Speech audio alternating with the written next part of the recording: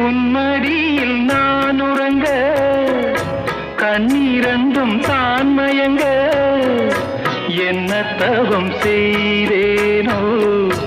என்னவென்று சொல்வேனோ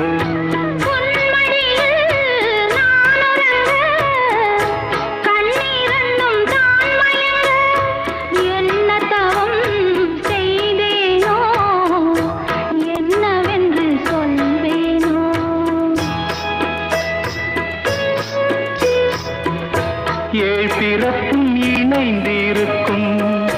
சொந்தம் இந்த சொந்தமம்மா வாழ்விருக்கும் நாள் வரைக்கும் தஞ்சமுந்தன் நெஞ்சமம்மா